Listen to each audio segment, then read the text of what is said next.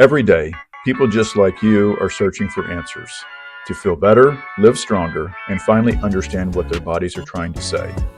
Here on PremierU Decoded, we uncover the science behind true wellness, from hormones and metabolism to the daily habits that shape your future. Because beneath every symptom is a message your cells are sending. And when we listen, we transform. I'm Dr. Brandon Williams, and together we're building health, hope, and confidence at the cellular level. Welcome to Decoded, the space where real health, real science, and real conversation come together. I'm Shannon Shores, and around here, we believe in one thing. You deserve to feel good, inside and out.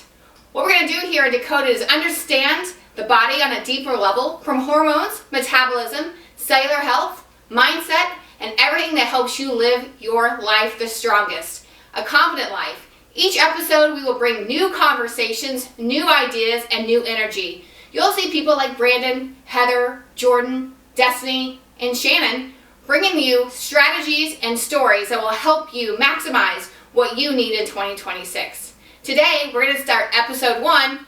Hello! Episode 1 with Brandon and Shannon. I'm Shannon, your host, guiding this conversation through cellular health and medicine. We are so excited that you joined us. This podcast has been something that Brandon's been dreaming about for the past year, and we're bringing it here to you live. So let's start with the first burning question. Who are you, Brandon, and why do you want to have this conversation? It's a good question. It's a very deep question to start off with. Ultimately, I really want to have this availability, this podcast, to be able to approach medicine differently, to be able to approach patient care differently. I feel like it could be done better. I think we have lots of examples where it's done poorly. I think people expect something is better, and a deeper dive into how to truly revolutionize how healthcare is delivered, how to help patients get healthier, and to be able to stay on the cusp of what's available scientifically and be able to bring that to a clinical approach. So today we're going to start with cellular medicine, and throughout this podcast, we're going to drop one of these every month. It's about 20 to 30 minutes, giving you the latest and greatest of what we think needs to be delivered to you. It's going to be a growing process, right? Today, we were lucky just to hit record and get this going. Each episode, I promise, is going to get better. When you give two people a podcast and say do something, this is what you get. So thank you for being patient. And what that means, more exciting things to come. So Brandon, let's start with, for people who are hearing the term cellular medicine for the first time, what does that really mean? So cellular medicine, in my view, is looking at and utilizing all scientific aspects, not just the parts of medicine where you learn as you're going through training, here's a disease process, here's the treatment that goes along with that. Here's disease process X, and here is treatment option 1 and 2. I feel like that's too reductive. I feel like cellular medicine breaks outside of that mold and says, how can we look at this problem differently? What is it actually at its root cause? And we throw around the word root cause, but really ultimately, what's going on in the body? What has shifted? Whether that be energetic, whether it's chemical, physical, it kind of doesn't matter, because ultimately it's taking all of those facets into play when thinking about how to approach this issue and how thereby to treat it, but make it personalized. The personalization of medicine has been lost. And I think cellular medicine does the best that I've ever seen at getting back to how do we approach a patient in a truly patient-centered framework, and how can we, as a result, truly improve their health and not just proceed with symptom management, which is what you typically get whenever you look at disease process A or X and then treatment 1 or 2. How would a person, I think this is such a hot topic, if it's Instagram or TikTok, I'm seeing more and more people out there who feel dismissed by their provider, being talked at versus being talked with. How does a person know when they're with the right provider? So they're not just being symptom managed, as you would say, and really trying to figure out what's wrong with me. Because I think that's a different mindset shift that we're seeing in the past few years. Yeah, I think that, so it's a great question. Ultimately, there are a lot of big healthcare systems and lots of providers, and even those that are going through training right now, that are getting this model approach to them to say, let's make things patient-centered. But ultimately, at the end of the day, because of our healthcare system and the way that care is delivered generally through most offices, that ends up just being a platitude. There is definitively a patronizing framework, and there's also this sort of paternal framework of, I'm the doctor, I'm the provider, I know best. And to not take into regard the patient's choices, goals, and life circumstances. That's a double-sided coin, and ultimately that the patient is involved in that process as well. There has to be this, what I like to consider an articulate curiosity from both parties. That they are articulate from the provider side, the education. Here's how I see this. Let's work as a team to try to figure out, are we right about this? Is this what's going on? And also from the patient's perspective of, to not just depend on that provider to know and to be the end-all be-all.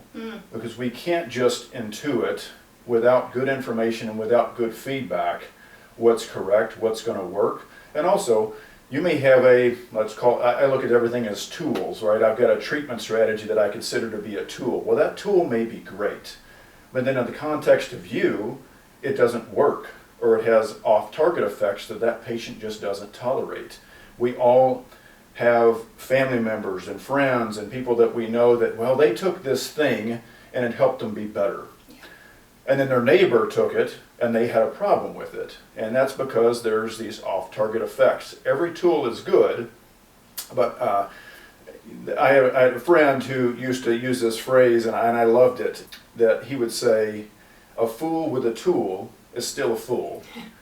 So you can't be a fool. And in the fool scenario, when you have a provider and a patient relationship, both parties have to be invested.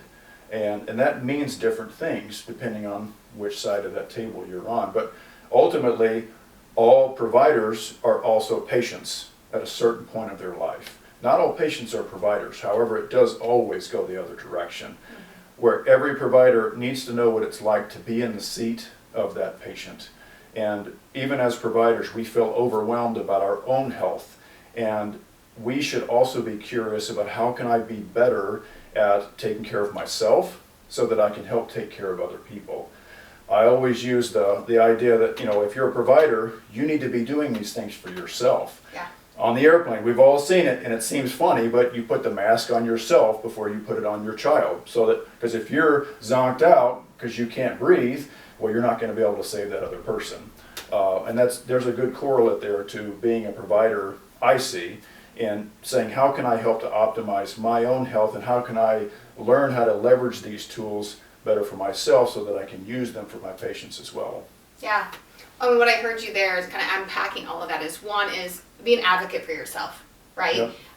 As you stated, there's so much information out there. How many times do we hear, someone, I used a product because I saw it on Instagram and it looked like it worked. And you're like, well, what's in it? And I think you've even challenged me. Shannon, what's in it? I'm like, I don't know. It just looked like this person like this and like this. It must be magic. But they have all those products. So really educating yourself, advocating for yourself. And what I also heard you say is there's a little bit of time constraint in some of these offices. The providers who maybe want to get that information, but they feel very much of that time frame that you have. What can you do? So it can't be just a one and done kind of thing. It is advocating for yourself, getting curious, continue to ask the questions, because it just can't be a 15-minute consultation with your doctor one time a year if you truly want to get your optimal health. Right, absolutely. Yeah. What should an average person care about what's happening at a cellular level? How does it show up in real life? So, from a cellular perspective, it becomes very nuanced, because you can be like, I think in biochemistry, I think in molecular signaling pathways, but that leads to ultimately just the first thing of, I don't feel or look good. And often that happens well in advance of my laboratory values are abnormal, or I have an imaging abnormality that's present. But being okay with saying, I don't feel the way that I want to feel, I think that there could be something that changes there.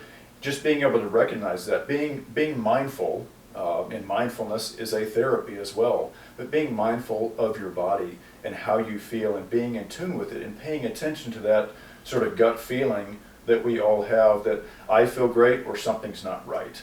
Yeah. And there is a fine balance there to being, you don't want to perseverate about something and have it take you down a bad path, feeling defeated about something. I don't feel great, oh my God, I'm going to die. Yeah. And it's going to happen immediately, and it's going to be catastrophic, and my hair is going to get set on fire. Usually it's much more subtle than that.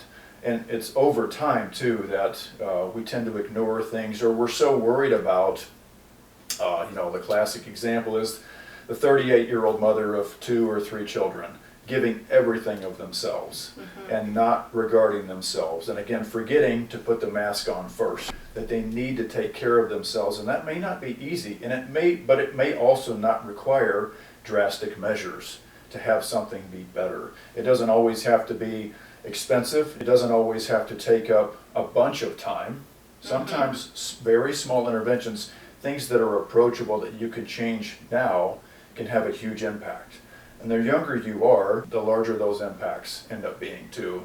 So it's considering that as you're looking at these problems, to make sure that you're being cognizant of what do I need, and that's why when I see a patient, when we see patients, we want to know what their goals are, because I may have a goal or something that I think is important for that patient, but what I think doesn't matter. Right. What their goals are and what they want is what matters, because they're living in their skin and having their life. And that's our job, is to understand this is how you feel now, this is how you want to feel, look, perform, whatever it might be. And it's my job to understand this set of tools. It's our job to understand all of the tools that we have at our helm and figure out how can we make that happen. Yeah. I know you and I were having this conversation just last week about when people get to certain ages, they'll often just say, it's just my age, right? Oh, in your 40s, it's just because I'm in my 40s, right? And there's certain things, and you talked about, like, things start to change as we get older, but there's some things that we can take control of and that we shouldn't just chalk up to aging. So what would you say to that person who's listening to say, oh, it isn't just because I'm 40, just because I'm 50, fill in the blank, that I feel like this. What you're saying to me is that, if I can identify some of these things, or if I just know that I'm not feeling the way I should be feeling, where does that person start? It's never too late to start making those changes. I mean, the reality is, anytime that you start creating this intuitiveness about your body and having mindfulness of it and taking action for yourself, doing that as early as you can in life is almost always going to be better. But also, there's never it's too late to begin. Our bodies have this incredible capacity to want to recover. We have a very desperate need to survive.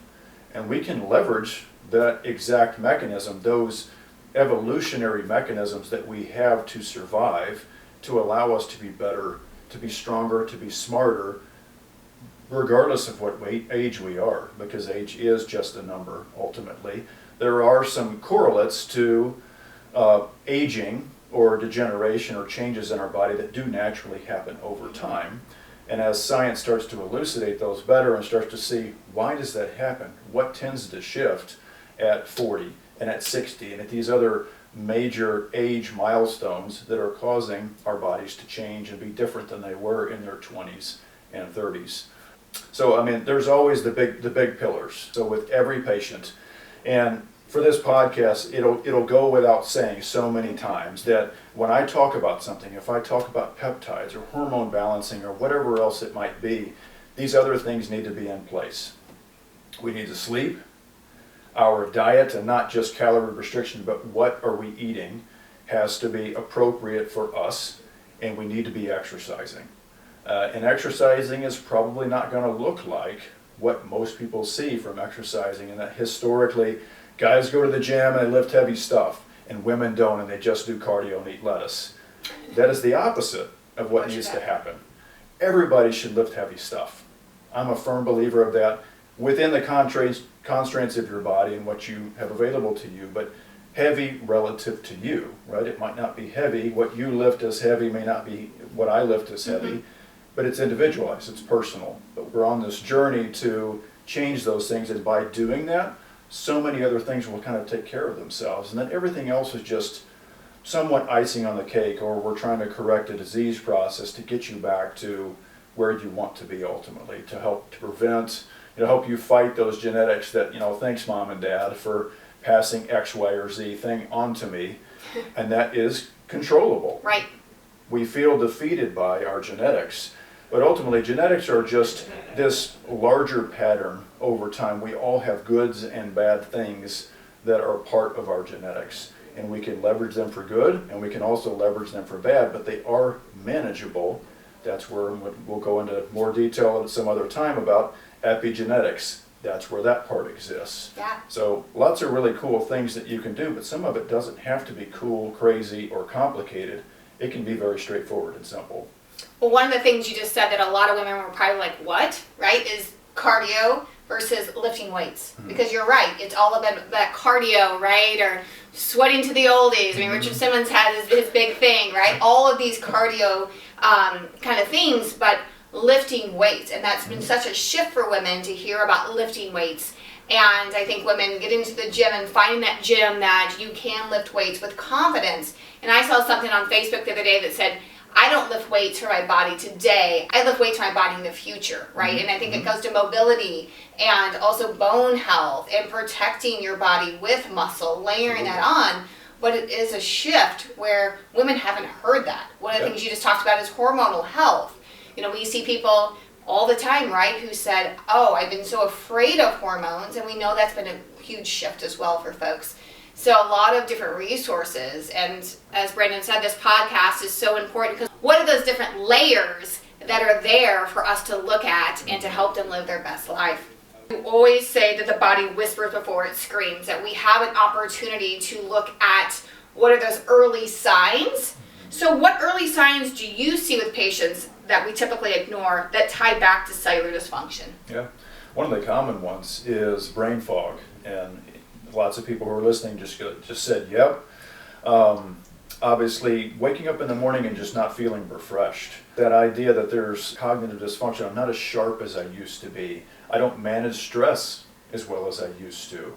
Obviously, over to the larger things that are, I don't build muscle the way that I used to build it, or I can't run as far as I used to, or sometimes it's as simple as I can't walk entirely through Walmart without getting winded, or I've got some other physical problem that is limiting me. It can come in a lot of different forms, and it starts out as subtle and then it starts to be screaming louder and louder over time. But that, you know, that sort of general muscle aches also is something that's very common for people. And then we'll get into like mitochondria, and that's, you know, the cellular medicine part centered around so much of mitochondrial health. If you've taken a science class before, you know that the mitochondria is called the powerhouse of the cell, but reality is it does so much more than that. I think of it as setting cellular tone. It's telling your cells how to behave, and if the mitochondria are functioning well, your cells will function well. If they are not, the cells will not function well. But unfortunately, a lot of times what happens is, because of our self-preservation mechanisms, our bodies will allow mitochondria and cells to persist well beyond their useful time. And those are things that have to be thought of as well. Like, how can I change this over? I need to replace this machinery. We have to let it go at a good time, and to let it be replaced by something that is good. Ultimately, if we're not making some of these other interventions, though, our machinery is just replaced with something as bad or potentially worse than what was there before. And it creates this downward slide over time of, I'm not sharp anymore, I have a difficult time focusing at work, I don't feel good, I get sick all the time, I have zero motivation to go to the gym because, God forbid, I go to the gym, I'll feel like dog crap for the next week following that. These are all things that get chalked up to, life's just busy and I'm stressed, but the reality is your body's probably crying out, but just in a whisper at that point. And then eventually you develop type 2 diabetes, your weight changes, you get cardiovascular disease, and eventually, you know, God forbid, neurodegenerative disease as you get in your later years. You lose independence. And that's what ultimately happens to people, is they lose this ability to be functional and resilient and to live life, and ultimately just to be happy. Because if you feel like crap, it's hard to feel happy. Absolutely. We could talk for hours about cellular medicine. And we will. And we will. We'll get hours upon hours. And our technology will only get better. I tell you. But I think what I heard in this first episode, right, is advocate. Be curious. Don't settle.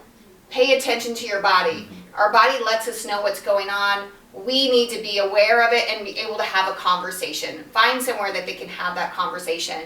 And as we said, we're going to bring this to you every month. So we want your feedback. What questions are you curious about? What did we talk about? You said, I want more of that.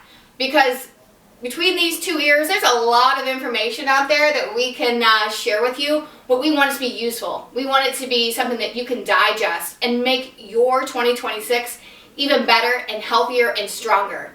So Brandon, as for our viewers out there, if you had one kind of tip for them to take from this and to go forward to make their lives better from this day forward, what would that be? I would say ultimately to be okay with wanting more out of your health. Yeah. So many people feel bad about self-service or providing something for themselves, and I think that gets in your way from being able to live the life that you want to live, and just to be okay with saying, I don't like this and I want something to change. Yeah. Thank you for joining us for the first episode of Decoded. Like I said, every month we're here giving you real information, real conversations. Thank you to Brandon for joining us today. I'm Shannon Shores. Anything you'd like to end it with? No, I'm excited. I can't wait to sort of peel back the layers, the onions that is treatment and medicine, and to be able to give some true insight in a very, this is our forum. We can say whatever we want, and we don't have to be concerned with who might hear it, and we're just going to spit the exact facts and truth, and I'm excited about that. Real conversation here at Decoded. Thank you for joining us. We'll see you next time. Thank you. Thank you. Thank you very much. I think that was the first good one. Yeah.